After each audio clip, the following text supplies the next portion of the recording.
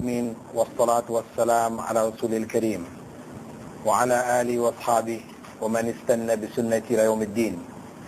All praise is due to Allah, and may Allah's peace and blessings be on His last Prophet Muhammad sallallahu alayhi wa sallam, and on all those who follow the path of righteousness until the last day. Hajj should be looked at within the context of Islam as a whole. Though I've been asked to speak about Hajj, and many, if not most of you, are contemplating making Hajj, it is important that we understand Hajj within the context of Islam as a totality. Because Hajj is not a separate entity from the rest of Islam. It is the fifth of the 5 pillars of Islam. Prophet Muhammad, may God's peace and blessings be upon him, informed us that Islam was built on 5 pillars. And Hajj was the 5th, which he identified. Now, to understand Hajj within this context, we have to understand fundamentally the goals of the pillars of Islam. Because Hajj is only one of 5. And it will share the same goals as all of the other pillars of Islam share. We know fundamentally that whatever Allah has prescribed for us, He has not done so out of any need that He has that we can fulfill for Him. When Allah has prescribed for us these pillars, He has prescribed them for us out of a need which we have for these pillars. So this is why it is fundamentally important to understand Hajj within the context of the pillars of Islam and the fundamental goals of these pillars. And Prophet Muhammad sallallahu alayhi wa sallam summed up all of the pillars of Islam, the principles of Islam, the pillars of Iman, everything, he summed it up in terms of one particular quality as being the essence of it all. And that he described saying, إِنَّمَا بُعِثْتُ لِأُتَمِّمَ مَكَارِمَ الْأَخْلَاقِ. Surely I was only sent to complete for you the highest of character traits. Morality. This is the essence of Islam. Morality meaning a consciousness of right and wrong in our affairs. That's what morality means. A person who is immoral is one who has no consciousness of right and wrong. Whatever they do is, whatever is pleasing to them is right, whatever is not, this is what is wrong. They have no sense, no means of judging between what is right and wrong. So, fundamentally, Islam provides for the believers a sense, a consciousness of right and wrong, as defined by Allah. As defined by Allah. This is the essence of what all of the principles of Islam are geared to developing in us as individuals. A consciousness, a realization of what is right and what is wrong. In our affairs with regards to Allah, there is a morality in dealing with Allah. There is a moral way of dealing with Allah.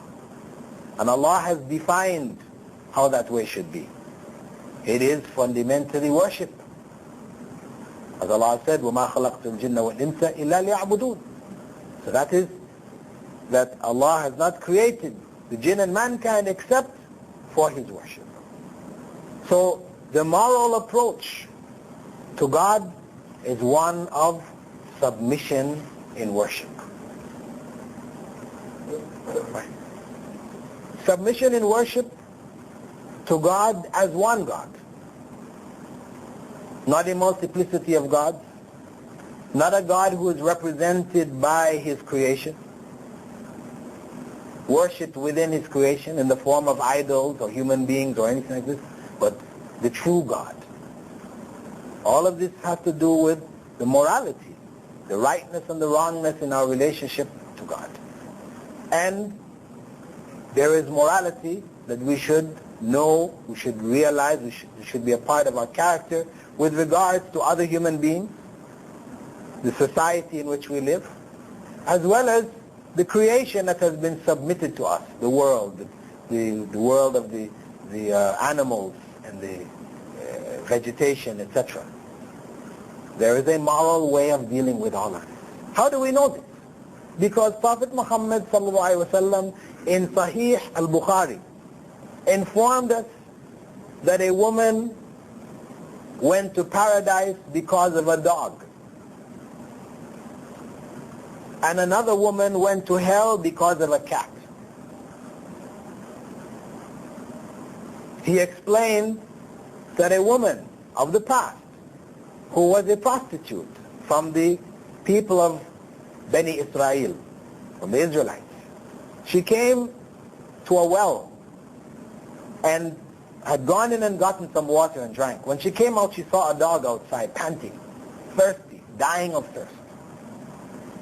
So she climbed back down, put some water in her shoe, brought it up, and fed the dog. And the Prophet Muhammad ﷺ said, Allah forgave her and put her in paradise. And another woman had a cat, which she tied up and didn't allow it to eat from the vermin of the earth, the rats and the whatever. And it starved to death and died, and Allah put her in hell because of it.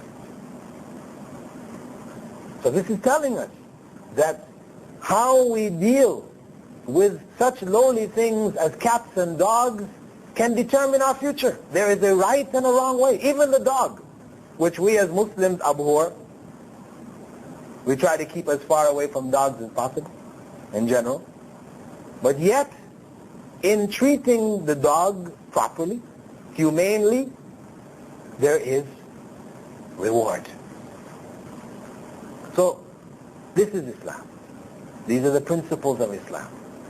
They're all geared towards developing in us this sense of morality. And Hajj has to be looked at in this context. When Prophet Muhammad ﷺ said, Al-bir husnul khuluq, that righteousness is good character, he's telling us that we know that righteousness is what we should be about. This is what is pleasing to God. This is what will earn us paradise. But righteousness is not merely praying, fasting, giving charity, pilgrimage. Righteousness is good character. Righteousness is the good character which is produced by the various principles of Islam when we apply them as Prophet Muhammad ﷺ has instructed us to apply them.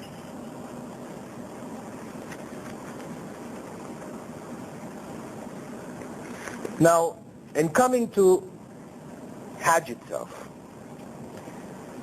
there are different approaches to Hajj, as it is understood today in the Muslim world. First and foremost, there is the cultural approach to it, to Hajj. We have what may be known as cultural Islam, which is practiced by the vast majority of Muslims today. And then we have what is known as Islamic culture, which is what Muslims should be practicing today. According to cultural Islam, Hajj should be delayed until the end of your life. If a young person mentions that he or she wants to make Hajj, people will inform them, don't make Hajj now. Wait until you're old, till you have one foot in the grave. You can't make any more